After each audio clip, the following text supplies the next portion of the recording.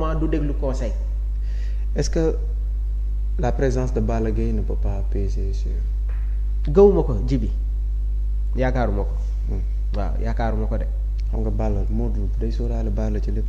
yaakaaruma ko ni Modou Lo ni Balla di ñëwee pour perturber Modou nañu sóoraale Franc ban attitude lay am jour boobu digganteem ak Balla Gaye.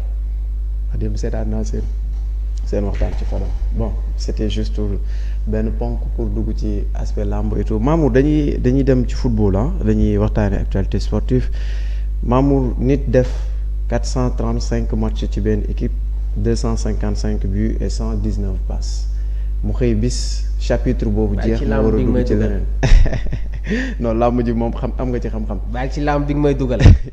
mu jël ñaari yoon Prime League 2020-2025 jël Champions League 2019 nekk tamit li nga xamante ne jël Coupe du monde des clubs en 2019 mu xëy ñi mu collaboré loon di Jürgen Klopp Sadio Mané Origi et consorts ñoom ñëpp dem Milner mu des moom rek mu ne day tirer li nga xamante ne moo nekk référence am ci biir Liverpool dem xooli feneen à savoir la personne de Mohamed Salah.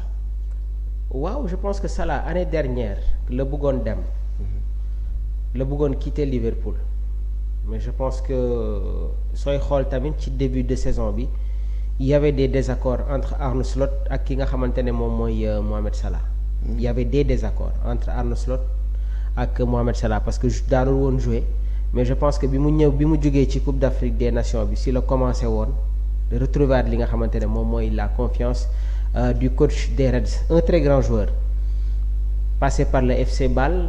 joué Fiorentina joué na Chelsea joué Liverpool joué AS Rome joué na AS Rome donc loolu soo xoolee rek sa carrière da ngay xam ne que Salah c'est un joueur bi nga xamante ne vraiment mi ngi ci benn dimension léegi nag je pense que aujourd'hui soo defee tant d'années ci club bu mel ni Liverpool soo fay jógee war nañ la rendre un hommage très important je pense que aujourd'hui son nom restera gravé dans l'histoire d'Anfield turam dina bokk ci ces personnalités sur les légendes des Reds.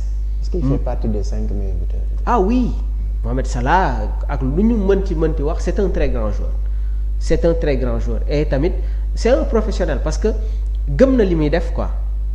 mais descente en enfer bi am ci Mohamed Salah est-ce que c'est pas parce que ba Sadio demee woon dafa mel ni Sadio moo nekkoon source de motivation concurrence bi amoon seen diggante. Source de motivation.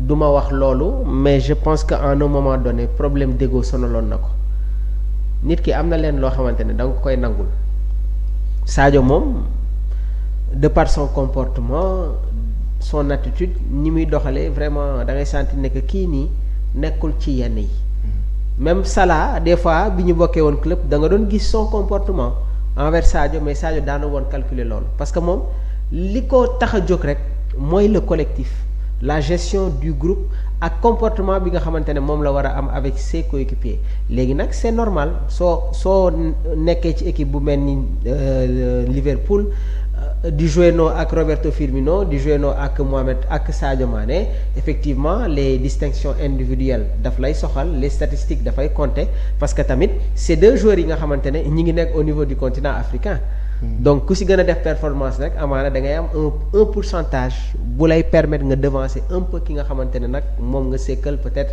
cette concurrence saine là mais je pense que aujourd'hui c'est un joueur bi nga xamante ne il faut le féliciter il a fait de belles performances et je pense que après nag dina am ay yeneen club yoo xamante ne dinañ ko accueillir mais il fera un bon choix concernant la suite de sa carrière. Pourcentage et des avantages Salah est-ce que li entaché carrière am bokk ci ñàkk bañ a nekk champion d'Afrique par rapport à Sadio Mané. loolu bokk na si parce que un joueur comme Mohamed Salah je pense que le titre continental bokkoon na sur ses objectifs la finale perdue face au Sénégal en 2021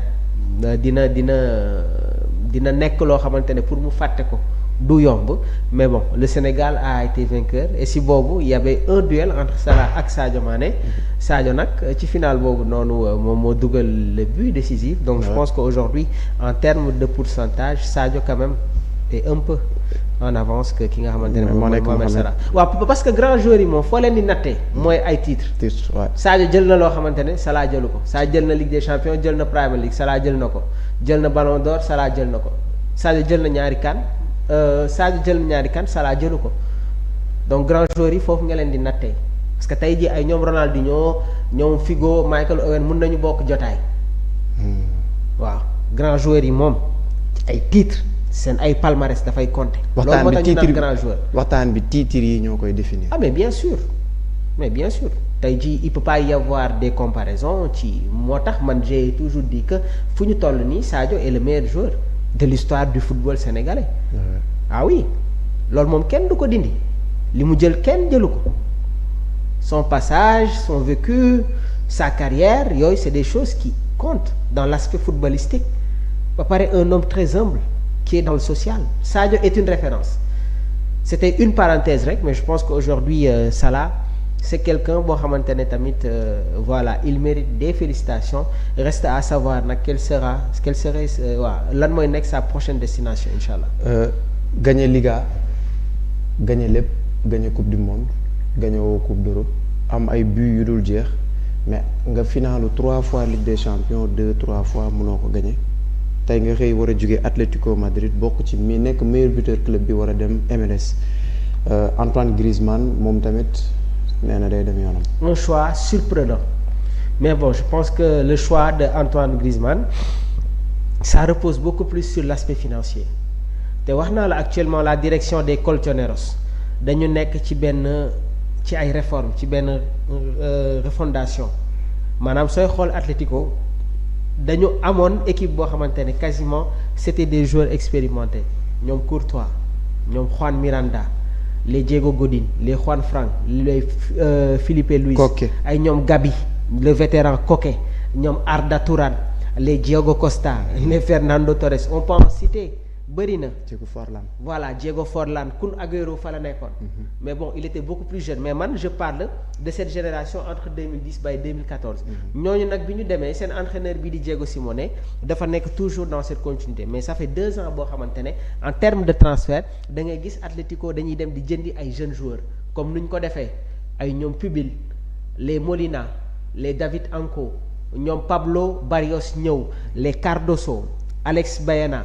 Julián Álvarez Alexander Sorloth j'en cite ñoom Simone moo lay wan ne que tey jii en termes de recrutement. Lookman Atlético Ademola Lookman am na leen loo xamante ne moom la ñuy préparer moo tax yenn cadres yi peut-être sax ci fin de saison bi mun nañu quitter club bi mais je pense que ki nga xamante ne moom mooy Antoine Griezmann réussir na son passage au Wanda Metropolitano. léegi nag en termes de finance peut-être que gars yi li ñu ko tegal ci kaw table bi nekk na somme boo xamante ne neexut a bañ mais vu son âge ak niveau bi nga xamante ne moom lay footballer je pense que mu dem ci championnat bu mel ni États-Unis dina nekk lu baax ci moom te il a fait un bon choix parce que dafay bàyyi ba coupe du monde bi jeex muy soog a dem mais nag ce qu'il faut savoir mooy Griezmann est-ce que mi ngi ci la dernière liste. Si. de Didier Deschamps. Il est présent. baax na donc je pense que le fait que mu des Atlético. moom moo koy permettre toujours mu conserver sa place avec les Bleus léegi nag après la Coupe du Monde pour mu nekkaat ci équipe de France bi ça va être tout un problème. donc moom su demee États-Unis donc c'est évident que dafay mettre fin à ses chances de revenir à l'équipe nationale. C'est sûr. C'est comme le cas de Olivier Giroud il a fallu que mu revenir Europe pour ñu mun ko jël di nga xamante ne. Exactement.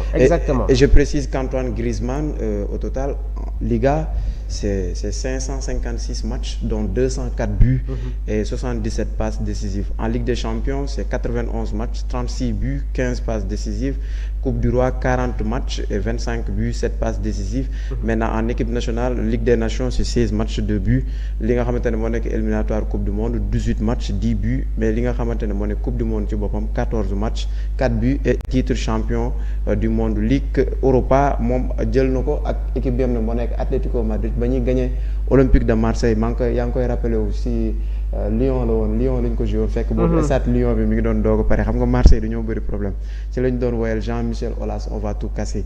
Alors celui qui va tout casser à l'heure actuelle je pense que il s'appelle Ibrahima Mbaye. Ibrahima Mbaye enflamme la Prime League. Ibrahima Mbaye à l'heure actuelle ñi nekk biir Prime League ci boppam ñoo ko soxla ñoo ko bëgg a jënd mais man li ma jaaxal dans tout ça mooy Ibrahima Mbaye a disputé que 191 minutes depuis ba mu jugee ci Coupe d'Afrique bi ba léegi. Pourquoi tu joues pas et tu attires autant des équipes? Mais c'est le joker de luxe de Pape Bouna Thiaw et tamit fi nga xamante ne moom la nekk. damay ñëwaat tuuti sur la réaction de Mbaye Sène l'international. maa ngi koy nuyu. xam nga dafa defoon benn sortie ci Ibrahima Mbaye. gars yu bëri critiqué ko ne ko non Mbaye tu dois défendre les Sénégalais, war nga défendre les joueurs sénégalais. mais li Mbaye wax li Mbaye Sène wax loolu moo am.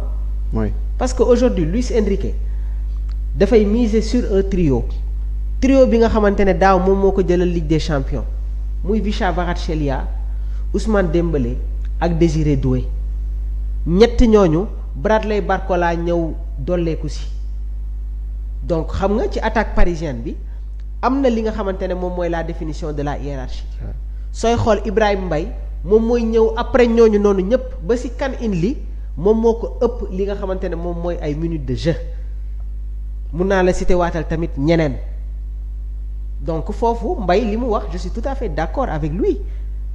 entraîneurs yi dañu am déjà li nga xamante ne moom mooy seen ay certitude le trio parisien ñun ñëpp xam nañ ne que Dembélé la Kvaratskhelia la ak ki nga xamante ne moom mooy Désiré Doué déglu naa tamit la